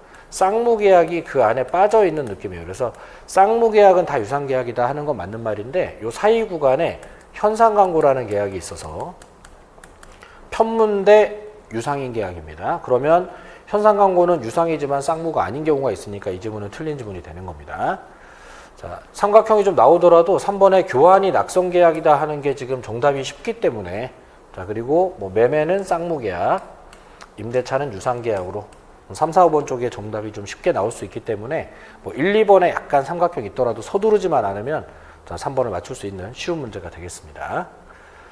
자, 그리고 66번 청약 승낙에 관한 설명으로 틀린 것을 했는데 1번 격지자 간의 청약은 철회를 할 수 없다라고 하는 게 맞겠고요. 조금 더 정확하게 쓰면 도달 이후에 철회가 안 된다가 정확하긴 합니다. 근데 이 청약 철회에 관련된 법조문에도 그 도달 전인지 후인지가 구체적인 기록이 없어요. 그래서 그냥 이렇게 나오면 철회할 수 없다로 푸는 게 맞고요. 도달 전이라고 시점을 정확하게 짚어주면 그때나 철회를 할 수 있다고 풀어야 되겠습니다. 자, 그리고 2번 청약은 상대방이 있는 의사표시지만 청약을 할 때 상대방이 꼭 특정될 필요는 없어요. 불특정 다수를 상대로도 확정적으로 청약을 할 수가 있는 거고 반대로 승낙은 반드시 청약자에게 해야 되기 때문에 아무나 막 승낙의 상대방으로 할 수는 없겠습니다. 자, 그리고 3번 청약자가 통지를 발송한 후에 사망했다. 발송 후 사망했을 때 의사표시는 영향을 받지 않는 거니까 영향을 받지 않으면 사망 안 했을 때와 동일한 효력이 생겨야 되는 거라서 효력을 상실하는 것은 아니다. 자, 말이 좀 바뀌어서 써 있지만 자, 판단이 돼줘야 되겠습니다. 자, 그리고 4번 격지자 간의 계약은 승낙을 발송한 때 성립, 청약 승낙으로 성립할 때는 승낙 발송 시 성립, 교차 청약으로 성립할 때에는 양쪽 청약 도달 시 성립, 시점 구별 정확하게 해 주셔야 되겠고요. 5번 승낙기간 정해서 청약을 했는데 청약자가 그 통지를 기간 내에 받지 못했다. 자, 지금 연락을 받지 못한 거예요. 자, 이러면 최초에 했던 청약은 효력을 잃는다. 이렇게 되겠죠. 자, 뭐 10월 30일까지 승낙해 주세요. 그때까지 기다리겠습니다 했는데 10월 30일까지 승낙을 받지 못하면 나는 10월 30일까지만 청약을 했으니까 이제는 나는 그 조건에는 못 판다라고 말해도 되는 겁니다. 그래서 청약은 자동으로 효력을 상실하게 되게 될 겁니다. 자, 정답은 5번이 되겠고요. 대체로 다 법조문이기 때문에 이게 출제도 많이 했던 지문들이라서 판단이 당연히 가능해야 되겠습니다. 자, 그리고 67번 동시이행 관계가 아닌 것을 모두 골라라. 자, 이렇게 했네요. 자, 기업권의 임대차 계약 종료됐을 때 임차인의 목적물 반환 의무와 동시이행에 걸려 있는 것은 임대인의 보증금 반환 의무예요. 권리금이 아닙니다. 자, 권리금 관련된 손해배상은 권리금 회수 방해로 인한 책임으로서 발생되는 것이 사용 대가 관계의 개념이 없기 때문에 동시행이라고 하면 안 되겠습니다. 자, 그리고 니은번도 자, 보증금 반환 의무랑 동시행에 걸려 있는 건 목적물 반환 의무예요. 자, 근데 임차권 등기 명령에 따라 행해진 임차권 등기는 이미 세입자가 목적물 반환을 한 상태에서 보증을 못 받았기 때문에 해놓은 등기예요. 그러면 아직 안 주고 있는 보증금을 빨리 먼저 줘야 돼요. 이미 세입자 떠났기 때문에. 그리고 말소는 나중에 하는 겁니다. 그러면 동시행이라고 할 수가 없겠죠. 자, 지금 임대인 쪽에서 사실 벌써 돈 줘야 될 날짜를 너무 늦었어요. 그래서 세입자가 이미 떠난 상태이기 때문에 동시행을 주장하기에는 무리가 있습니다. 자, 디귿번에 구분소유적 공유관계가 해소될 때 지분권자 상호 간에 지분 이전 등기를 서로 주고받고 해야 될 텐데 누가 먼저 주기보다는 동시에 주면 공평하겠습니다. 자, 그러면 아닌 거 고르라고 했으니까 기억, 니은 골라주시면 되겠고요. 출제 기록 많이 있었던 지문이니까 실수 없이 확인돼야 되겠습니다. 자, 68번. 자, 갑과 을이 을소유주택에 대한 매매계약 체결을 했는데 주택이 계약 체결 후에 소실되는 후발적 불능 현상이 생겼습니다. 자, 옳은 것은 했는데 문제 살짝 함정이 있습니다. 자, 지금 통상 우리가 매매계약 문제를 내면 매도인이 갑인 경우 많습니다만 지금 을소유주택 매매계약이라고 했으니까 매도인이 을, 매수인이 갑인 형태로 문제가 형성되어 있습니다. 그리고 출제자가 이 부분을 숨기려 했던 것 같아요. 원문제에서도. 자, 그러면 갑과 을의 책임 없는 사유로 이렇게 갑과 을의 책임 없는 사유로 이렇게 해서 누가 매도인인지 헷갈리게 하려고 지금 일단 1, 2번에서 이렇게 깔아놨는데 일단 쌍방 귀책 사유 없다면 채무자 위험부담주의 적용해서 매매대금 청구할 수 없다. 자, 대금의 지급을 청구할 수 없다. 혹시 이미 지급된 돈이 있다면 그 부분에 대한 이렇게 계약금 이미 수령한 게 있다면 그러면 그 부분은 반환을 청구할 수 있다. 이렇게 돼야 될 거예요. 그리고 1, 2번에서 이제 매도인 매수인이 누구였는지 헷갈리게 해 놓은 다음에 갑의 과실로 이렇게 했을 때 아, 이거를 매도인 과실로 잘못 읽으면 이거 해제해야 되는 거 아니야? 그럼 3번 X 아니야? 이렇게 생각하게 만들려고 했던 거예요. 그런데 지금 매수인 과실이죠. 그러면 채권자 위험부담이 적용해서 매도인은 대금 청구할 수 있다로. 되려 의뢰 과실로라고 했을 때 이게 이제 매도인 과실이니까 매수인 쪽에서 계약을 해제할 수 있다로 이렇게 해주셔야 되겠습니다. 자, 매도인, 매수인이 통상적인 방향이랑 반대로 되어 있다는 것만 실수 없이 잘 관리했으면 뭐 다 기출에 많이 있던 지문이 되겠고, 자, 5번까지만 잘 왔다면 매수인의 수령지체 중이기 때문에 이것도 매수인의 잘못으로 생각을 해주시면 무방합니다. 자, 그러면 쌍방 책임이 없더라도 자, 이제 채권자 위험부담 적용해서 대금을 청구할 수 있다로 해주시면 되겠습니다. 그래서 자, 매도인, 매수인 방향 바뀌어 있는 거 잘 확인해서 5번까지만 잘 내려오면 충분히 좀 해결할 수 있고 특히 이 후발적 불능에 관련된 문제는 지문의 경우의 수가 많지는 않습니다. 그리고 출제 비중은 굉장히 높아요. 그래서 어떤 테크닉으로 함정이 들어오든 연습이 충분히 되어 있어야 될 내용이니까 자, 68번 틀린 분들은 분명히 점검을 꼼꼼하게 다시 한번 해주셔야 됩니다. 69번 자, 갑이 토지를 을에게 매도하면서 대금은 을이 병에게 지급하기로 했다. 자, 이렇게 나오면 제3자를 위한 계약이 되겠습니다. 자, 그리고 수익예사 표시도 했다는 거 확인해 주시고요. 자, 옳은 것은 했는데 자, 제3자를 위한 계약 문제는 항상 보상관계 하자와 대가관계 하자 구별이 중요하겠습니다. 자, 갑이 을에게 팔면서 대금은 병에게 지급하기로 했는데 이 부분 갑과 을 위치가 보상관계 내지 기본관계 이쪽에 하자가 생기면 무조건 영향을 줄 거예요. 갑과 병 이 부분이 대가관계 이쪽의 하자는 어떤 영향도 주지 않을 겁니다. 자, 그러면 자, 을의 채무 불이행을 이유로 갑과 을의 계약을 해제를 할 수는 있을 텐데 그건 해제를 을의 채무 불이행이면 갑이 해야 되는 거지 병이 하는 건 아니다. 자, 수익자는 이행 청구, 손해배상 청구 이외에 해제권, 취소권을 갖고 있지 않습니다. 그래서 1번은 수익자의 지위를 물어보는 질문. 2번. 자, 갑과 을의 계약이 적법하게 취소가 됐다면 보상관계 하자가 생겼으니까 이제 병은 급부청구권이 소멸할 겁니다. 즉 갑과 을의 계약이 깨지면 병은 돈을 받을 수 없는 거예요. 자, 소멸하지 않는다 했으니까 틀렸죠. 3번. 자, 갑이 을에게 계약에 따른 이행을 하지 않으면 자, 갑이 을에게 이행을 안 하는 거니까 보상관계 하자. 자, 그러면 을은 특별한 사정이 없는 한 병에게 대금 지급을 거절할 수 있다. 그래서 보상관계 쪽이 이행이 안 되면 나도 이행 안 하겠다 이렇게 동시 이행 항변할 수 있다는 취지가 되겠고요. 4번 병이 수익예사 표시를 한 후에도 특별한 사정이 없는 한 갑과 을이 합의해서 병의 권리를 소멸시킨다. 자, 보상관계 하자가 생겨서 병의 권리가 사라지는 현상이 생기는 건 어쩔 수 없어요. 예를 들어 갑과 을의 계약이 깨지면서 병이 돈을 못 받는 현상, 뭐 입원 같은 현상 생길 수 있어요. 하지만 아무 일도 없는데 합의에 의해서 없애버린다? 그러면 병의 신뢰를 무너뜨리기 때문에 그렇게는 할 수가 없는 겁니다. 자, 수익의 의사표시 이후에 수익자의 권리를 함부로 변경 소멸시키면 안 되겠고, 보상관계 하자를 이유로 어쩔 수 없이 사라지는 현상까지는 오케이. 또 자, 수익자의 동의를 받거나 미리 유보해둔 합의에 따라서 소멸시키는 건 괜찮아요. 하지만 자, 아무 말 없이 딱 갑자기 주지 말자 이렇게 합의하는 건 안 되는 겁니다. 사전에 미리 합의하거나 아니면은 수익자의 권리를 소멸시키는 순간에 동의를 추가로 받거나 이런 행동들이 필요하겠습니다. 다음 4번은 틀린 지문이 되겠고요. 5번 병이 대금 수령을 했는데 계약이 무효로 밝혀졌다면 보상관계가 무효가 됐으니까 반환 청구를 할 텐데 이때 자, 병에게 반환 청구하는 거는 아니고요. 정확하게는 여기가 병에게가 아니라 갑에게라고 해야 되겠죠.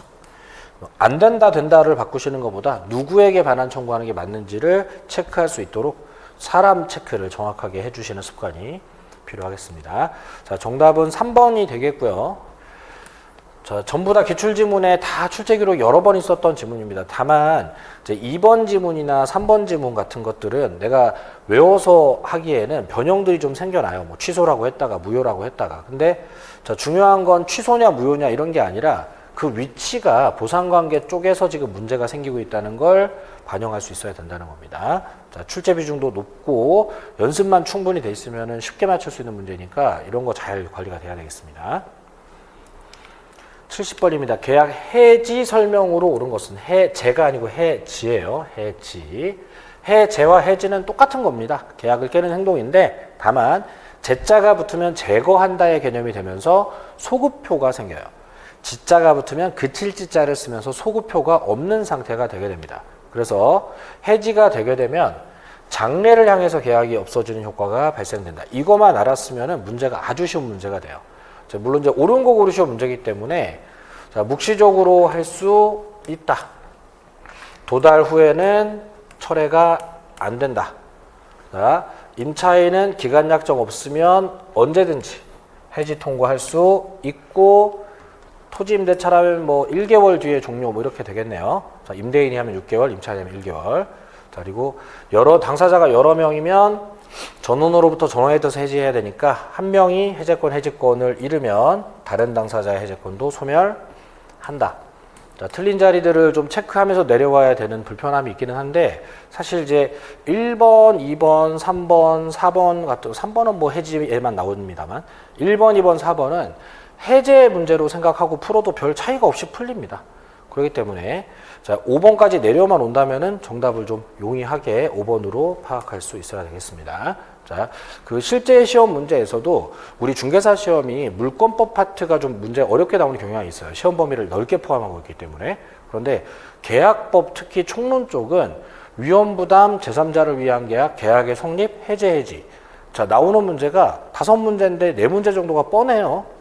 그러면 문제가 쉬울 수밖에 없습니다. 뭐 억지로 어렵게 된 거 말고는 다 쉬울 수밖에 없어요. 그래서 앞쪽에서 시간을 너무 많이 쓰고 뒤쪽에 와서 이런 문제들을 실수를 하지 않도록 차라리 물권법에서 적극적으로 몇 문제 버리더라도 계약법의 쉬운 문제를 놓치면 안 되겠다는 생각을 항상 하고 있어야 됩니다. 정답 5번이었고요. 자, 71번은 물건의 하자에 관한 담보 책임입니다. 자, 권리의 하자라면 전부 타인, 일부 타인, 수량 부족, 제한 물권 설정, 저당권 실행을 말하는 거고요. 물건의 하자라면 깨지고 망가진 물건을 샀을 때 하는 담보 책임인데 자, 물건의 하자 담보 책임의 특징을 잘 점검해 달라는 문제가 되겠습니다. 자, 틀린 것을 고르시오 했는데 자, 이렇게 법률적 제한 내지 장애는 물건의 하자에 해당된다. 좀 외워주시는 게 필요하겠고요.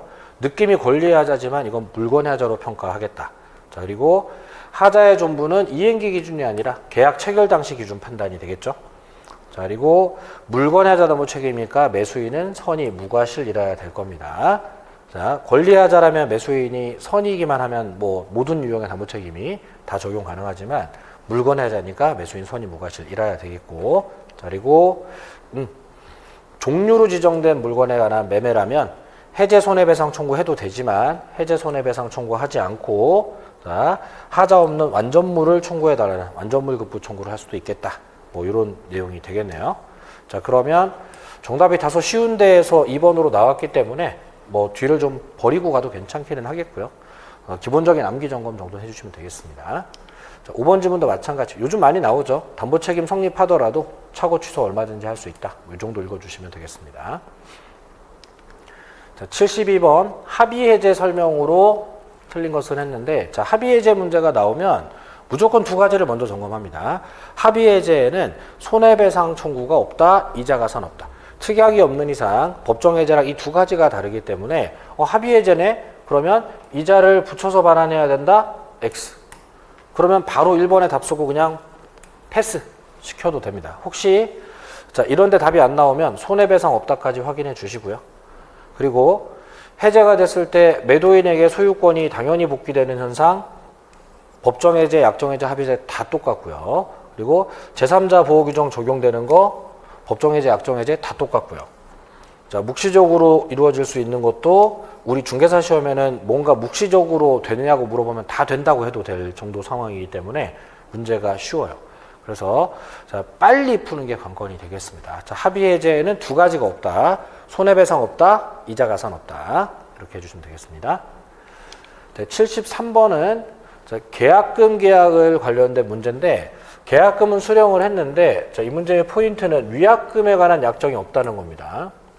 그러니까 계약금의 순수 기능만 갖고 풀으라는 거예요. 자, 그러면 위약금 특약이 없으면 계약금은 해약금의 기능으로 추정되는 거지 손해배상 예정으로 추정되는 게 아니다. 위약금 특약을 하면 손해배상 예정으로 추정될 수도 있습니다. 하지만 위약금 특약이 없기 때문에. 또 자, 의뢰 채무 불이행으로 계약이 해제가 될 때, 매수인이 잘못해서 계약이 깨질 때 실무적으로 이 계약금이 매도인에게 당연히 귀속되는 경우가 많은데, 그건 위약금 특약이 있을 때 그래요.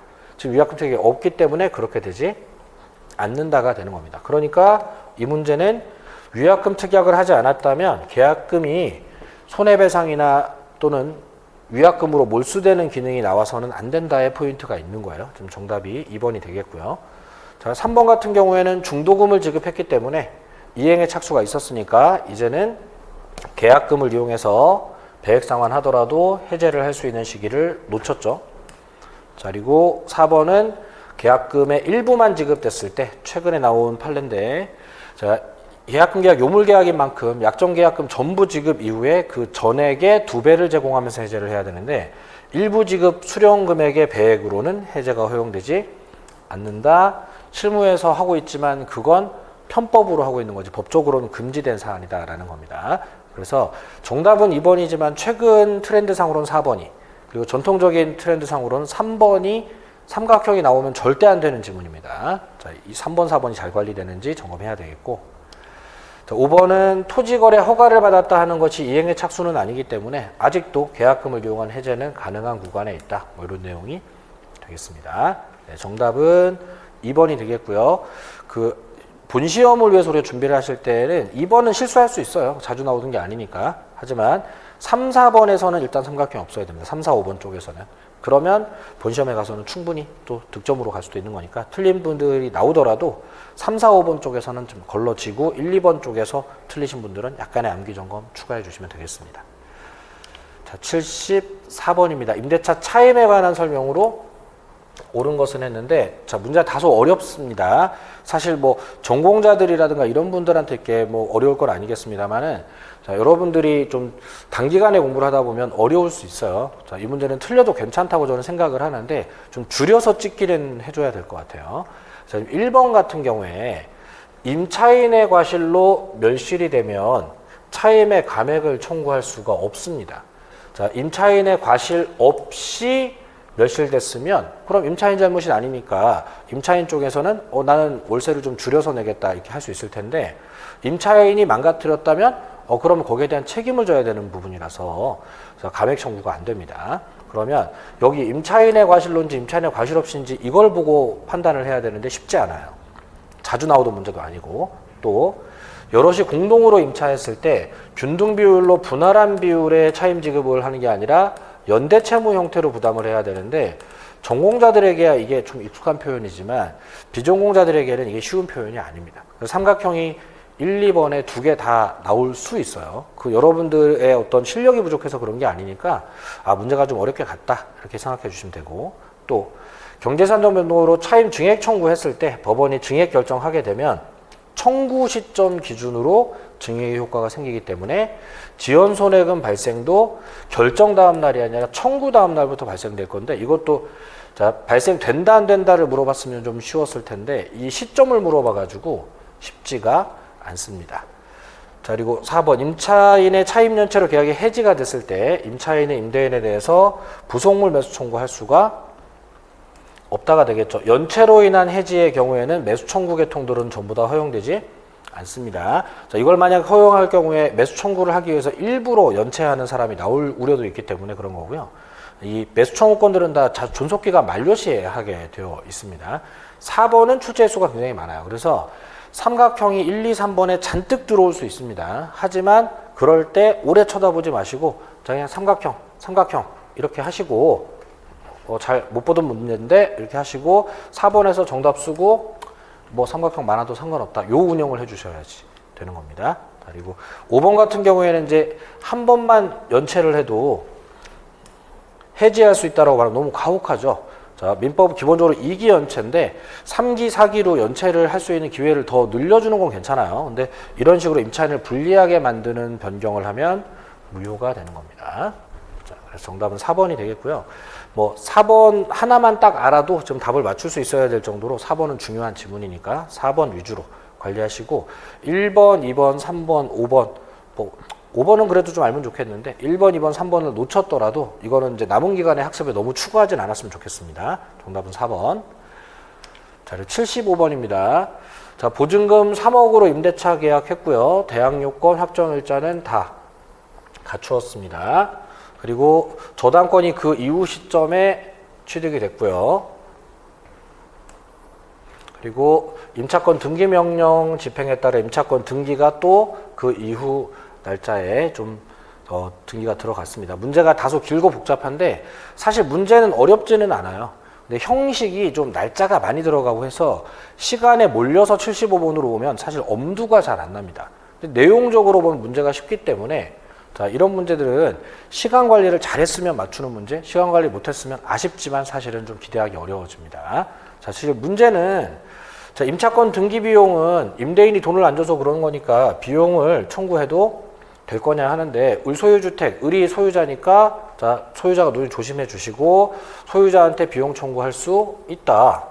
그리고 임차인이 다른 곳으로 이사를 해도 요 날짜가 임차권 등기를 한 3월 9일보다 이후 날짜 이사 갔기 때문에 대항력 상실하지 않는다. 이러려고 등기한 거다. 그리고 보증금 반환 의무는 진작에 줘야 되는데 안 준 거니까 임차권 등기 말소랑 동시행할 일이 아니고 먼저 이행을 해야 될 일이다. 그리고 경매가 돼서 주택이 매각됐을 때 자, 보통 임차인은 배당 요구를 안 하면 돈을 받을 수 없지만 자, 이 사람은 경매 전에 이미 임차권 등기를 다 해놨기 때문에 등기부에 순위와 금액이 다 나오니까 우선 변제 받을 수 있다가 될 거예요. 그래서 임차권 등기 명령에 따라 등기를 하면 어떤 효과가 생기는지만 확보가 됐으면 정답은 4번으로 할 수 있는 상황이고요. 5번 같은 경우에는 보증금이 2억 원이라 서울 지역 기준으로 보더라도 1억 6,500을 넘어가지고 최우선 변제를 받을 수 없는 구간에 들어가기도 했고, 자, 그리고 임차권 등기 명령에 따라 등기가 된 이 날짜보다 늦은 날짜에 지금 들어온 새로운 임차인이라 뭐 그런 이유에서도 소액보증금 우선 변제를 받을 수가 없는 상황에 놓여 있습니다. 자, 이런 부분들이 자, 2번이라든가 뭐 5번이라든가 뭐 이런 부분들이 날짜 비교를 좀 해야 되는 부분이 있어요. 그래서 시간이 여유로울 때는 좀 차근차근 비교해 보면서 하면 되는데 시간에 쫓기게 되면은 문제를 파악할 여유가 없어지는 문제가 생기니까 시간 운영이 잘 돼야 되겠습니다. 네, 76번입니다. 보증금 지급하고 대항 요건 갖춘 후에 임대인이 주택을 소유권 병에 양도했어요. 자, 그러면은 자, 갑 소유자 을 임차인이었는데 자, 대항 요건 갖춘 후에 주인이 병으로 바뀌었어요. 자, 그러면 특별한 사정이 없는 한 옛날 주인인 갑은 보증금 반환 의무를 면한다가 돼야 되겠죠. 그죠? 자, 이제는 병이 보증금 반환물을 부담할 겁니다. 특별한 사정이라는 건 뭐 임차인이 이의제기했다든가 뭐 그런 상황을 말하는 거고요. 이의제기 같은 거 하지 않으면 이제 임대인 지위가 승계가 되기 때문에 갑은 면할 겁니다. 그리고 자, 이번 임차주택 양도 전에 발생한 연체 차임 채권은 따로 채권 양도 요건을 갖추지 않더라도 병에게 당연히 승계된다 그러면 X. 자, 이 연체 차임 같은 부분에 관한 효과는 당사자 간에만 좀 효과가 있기 때문에 따로 뭐 승계라든가 이런 부분들을 특약을 하면 승계시킬 수는 있는데 요건을 갖추지 않았는데도 승계가 됐는다 그러면 승계되지 않을 거다. 이렇게 해주시면 되겠고요. 3번 임차주택 양도 전에 보증금 반환 채권이 가압류됐을 때 병은 채권 가압류의 제3채무자 지위까지도 승계를 하게 될 거다가 지금 정답 지문인데 그죠? 옳은 거 고르시오니까. 자, 근데 이게 좀 불편해요. 자, 임대인 지위가 승계된다, 보증금 반환 채무가 승계된다 이렇게 물어봤으면 좀 편했을 텐데 보증금 반환 채권이 압류됐을 때 제3채무자 지위가 승계된다라는 표현이 목적어가 좀 잘 안 읽어질 텐데 자, 이렇게 생각하세요. 자, 임대인의 지위를 포함한 모든 게 승계가 된다 쪽으로 생각을 해주세요. 그러면 뭐 편하게 대응을 할 수가 있을 겁니다. 그래서 이제는 을이 다 병과의 관계에서 뭔가 보증금 반환 사용 청구, 뭐 유지소원 청구 등등 다 하게 될 거니까 뭐 연체 차임 이런 거야 승계되지 않는 거지만 관련된 지위가 아예 승계된다 이렇게만 읽어주셔도 되겠습니다. 자, 그리고 4번에 병이 을에게 보증금 반환을 했을 때 병이 갑에게 부당이득 반환 청구할 리가 없겠고요. 자기가 승계한 보증금 반환하는 거니까 그러면은 갑에게 가서 뭐 구상권식으로 행동할 그런 옛날 주인 붙잡고 할 얘기는 없어야 되는 겁니다. 집을 살 때 보증금 돌려줄 거 감안해서 매매대금에서 조율을 해야 될 겁니다. 자, 그리고 5번 채권담보 목적으로 병에게 양도했다면 사실은 병은 소유권을 양도받은 게 아니라 양도담보권 취득한 것에 불과하기 때문에 그러면 임대인 지위 승계를 하지 않을 테니까 갑이 여전히 보증금 반환 의무를 부담하게 될 테고 이런 상태에선 임대인 지위 승계가 되지 않으니까 양도된 게 아니라 양도담보가 설정된 거니까요.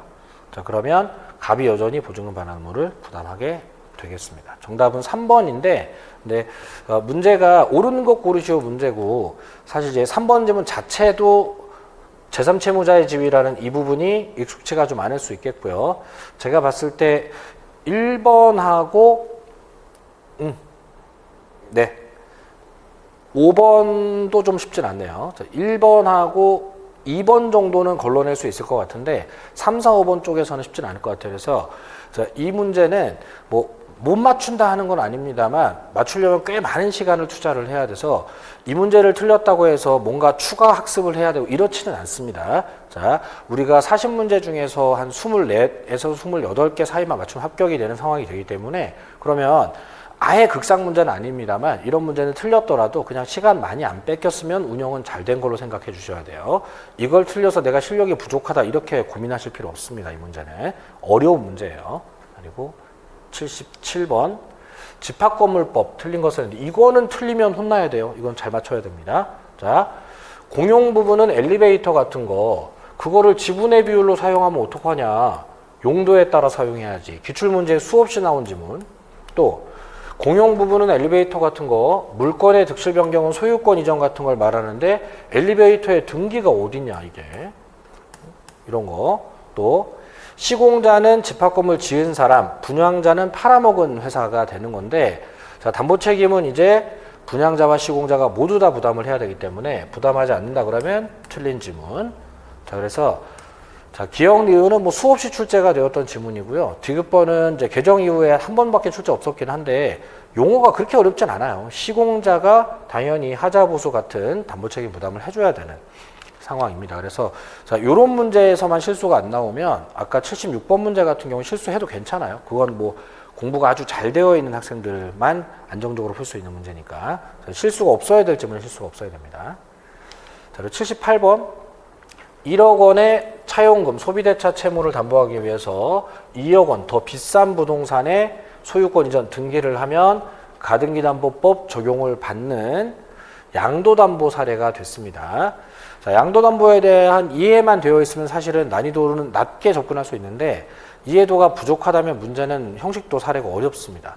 자, 이렇게 됐을 때 지금 간명의로 소유권 전 등기는 되었지만 사실은 소유권을 준 게 아니라 담보 잡은 거기 때문에 갑이 소유자가 아니라는 게 포인트예요. 자, 그러면 갑이 소유자가 아니기 때문에 소유권에 기하여 반환을 청구하면 안 되는 겁니다. 이것만 잡아내면 되는 거예요.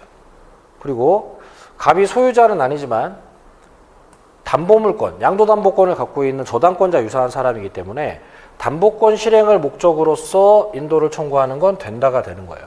자, 그러면 자, 똑같이 인도 청구하는 반환 청구하는 걸 물어봤는데 근데 소유권으로 하면 안 된다, 담보권자 지위로 하면 된다는 취지라서 1, 2번 구별만 됐으면 그러면 난이도 중하 정도로 평가를 할 수도 있는 문제입니다. 자, 근데 출제 포인트를 놓쳐가지고 여기를 보고 풀어야 되는데 근데 단지 인도 청구 되나 이렇게 반환 청구 되나 이렇게만 생각을 했으면 이 문제는 굉장히 어렵게 느껴질 수 있습니다. 그래서 자, 양도담보 설정됐을 때 청산 절차 하기 전까지는 양도담보 설정자가 소유자, 등기는 양도담보권자가 가져갔지만 채권자인 양도담보권자는 소유자는 아니고 담보물권자, 저당권 비슷한 사람이다.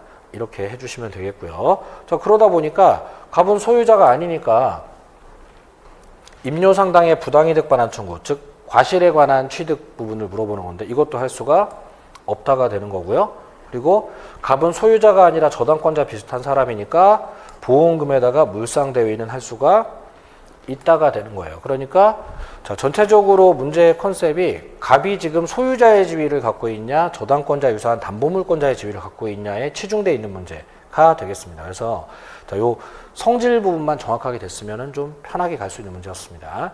그리고 5번은 좀 외워주셔야 돼요. 자, 선의의 제3자에게 등기가 넘어갔다면 이제 청산을 했던 안 했던 이제 그 등기는 말소를 할 수가 없는 것으로 가등기 담보법에 아예 규정되어 있습니다. 이게 이제 등기부 그림상으로 보면 을소유로 되어 있는 부동산을 을이 갑에게 담보 제공을 해서 갑소유로 등기가 찍혀 있기 때문에 실제로는 이게 청산 절차 거치기 전까지는 갑이 소유권 취득을 못한 부동산이지만 누가 봐도 갑소유처럼 보일 수 있어요. 이 부동산을 매수한 사람 병이 이렇게 등기를 이미 했을 때, 자, 만약 병이 선이라면, 즉, 이 위에 있는 이 등기들이 양도담보인지 정상적인 매매인지 모르고 있다면 병 입장에서는 정상적으로 내가 샀다고 믿고 있기 때문에 이렇게 되면 청산을 했던 안 했던 이 병의 등기를 말소할 수 없다는 뜻으로 지금 뭐 문제에선 정으로 나와 있네요. 자, 말소할 수 없는 것으로 문제에 맞춰서 지어드릴까요? 을, 갑, 정으로 갔는데 정이 선이라면 이건 말소가 어려운 겁니다. 이렇게 되는 겁니다. 자, 어쨌건 이거는 가담법이 법률로서 정한 거라 좀 외워서 판단할 수 있도록 이렇게 관리를 해주셔야 되겠고요.